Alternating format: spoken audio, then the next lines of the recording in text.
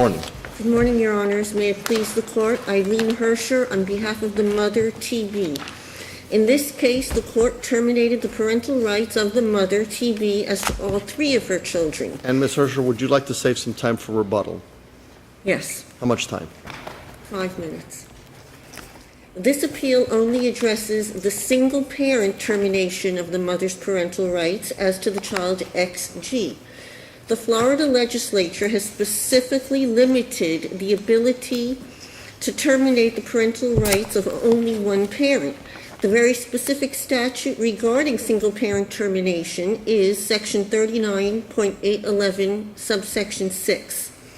The subparts of 811.6 that relate to this case are subsection D, the protection of the child demands termination of a single parent, or subsection E, if the parent's rights are being terminated meet any of specific criteria in section 8061D and F through L. The mother's argument is that the court's findings are insufficient to establish subsection D, which is the protection of the child demands the single parent termination of the mother's rights. The court's findings in the final judgment are, and it was page 369, paragraph 20, lack of insight and failure to comply with case plan. Yeah, but I can't get past the trial court citing the mother's recent arrest for attempting to hit the child with a car, and the court's observation that the mother's anger is getting increasingly more dangerous.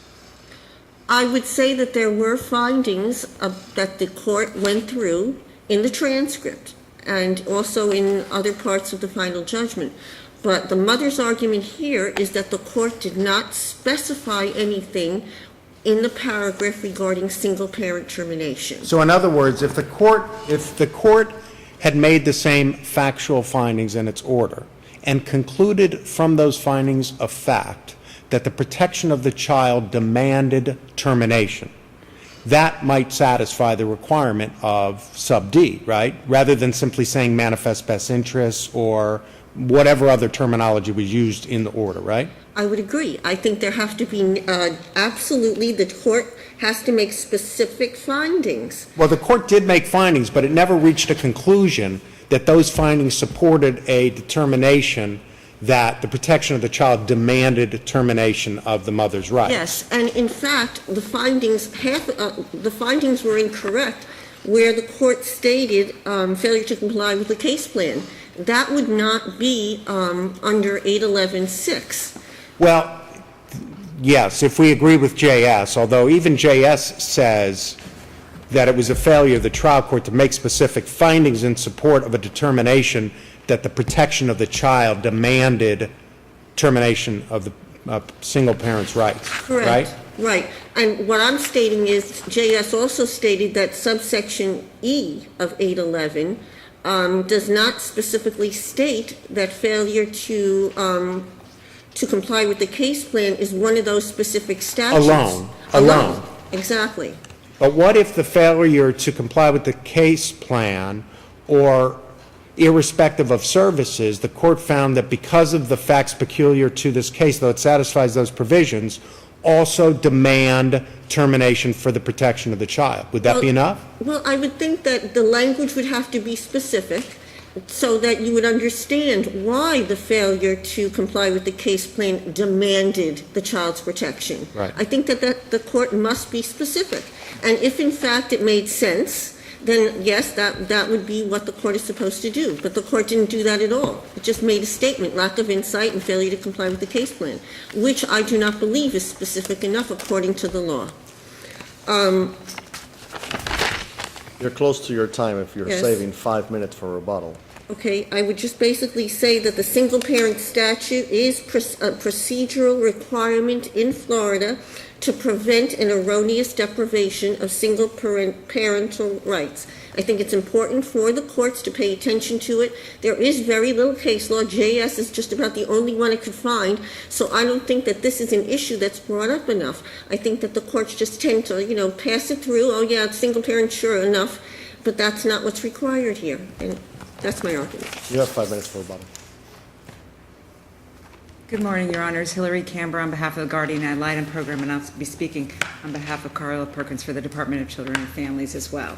On page 371 of the record, the court did make a legal finding under citing 39A11-6D and E that a single-parent termination was Could you tell us what that says? It says the court further finds pursuant to section 39-811-6DE that a single-parent termination of parental rights as to the mother is warranted as to the child XG. Is warranted as Yes. to the child. Doesn't say that the protection of the child demands termination. No, it doesn't, Your Honor. And the but- order doesn't say that either. Right. In fact, there's only a single reference to that section, 811-6D. On page 369. That's correct, Your Honor. Right. But there is language throughout the final judgment where the court cites competent and substantial evidence that it heard that apparently the mother concedes was presented, of her violence, of her aggression, of her manic behavior, and that it was escalating, warranting a finding that the protection of the child demands a termination. So it is peppered throughout the findings of fact reference to this competent and substantial evidence that supports. It's true. It doesn't then go back and recite that test, those findings in the conclusions of law.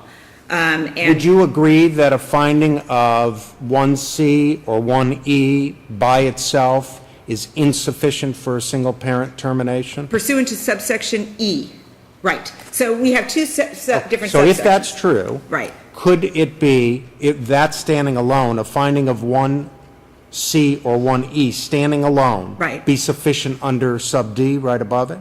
Could it be sufficient standing alone? Without any findings with respect to protection of the child? Yes, that's my question. Without a specific So finding if that the court just said, there's no findings except 1C or 1C, 1E. no, I think the court would have to articulate it. And worst case scenario in this case, there's competent and substantial evidence to support it.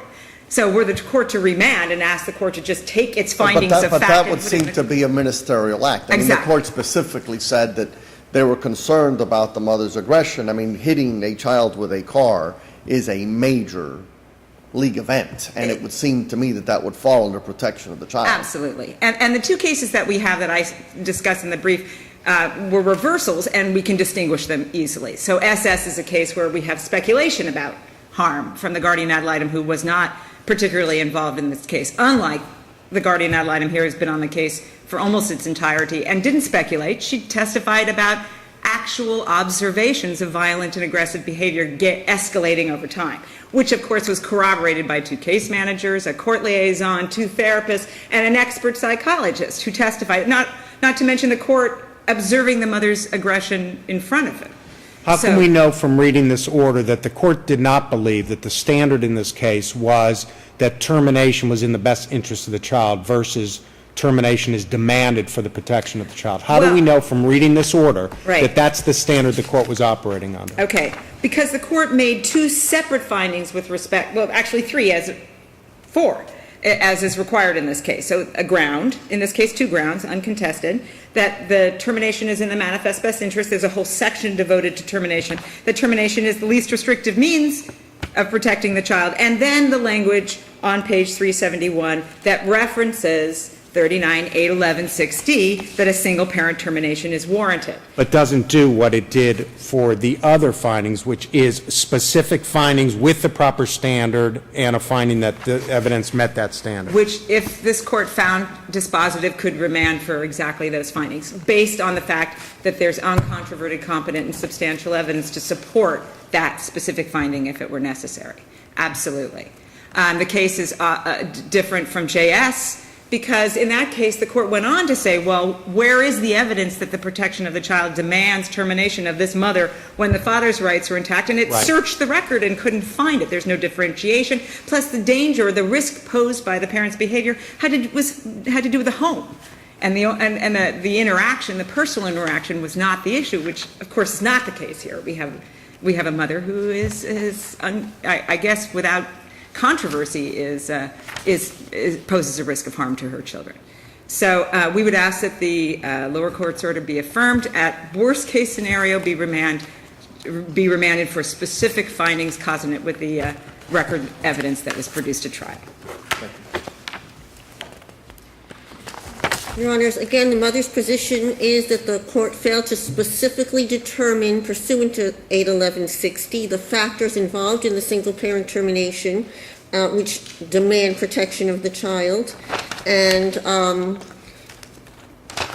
Let me ask, can I ask you a question? Yes. Looking at page 369, paragraph 20, the one you referenced earlier, if the court said, the last sentence in that paragraph, the mother's lack of insight and failure to comply with the case plan warrants the termination of her parental rights to ensure the protection of the child. If the court changed the word warrants to demands, would we be here?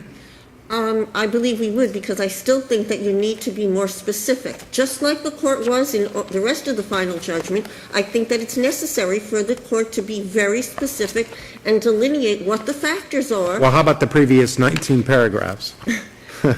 Well, I think in this case, it's a specific statute, and I think that the legislature put that statute there because it's a different situation. We have a single-parent termination, and obviously the legislature thought when you only have a single-parent termination, it's different enough to have a different statute. So that's why I think that these factors have to be delineated more. So the mother asks that the court vacate the final judgment as to the child XG or remand in order for a more detailed findings in the final judgment as to the specific statute, single-parent termination. Thank you.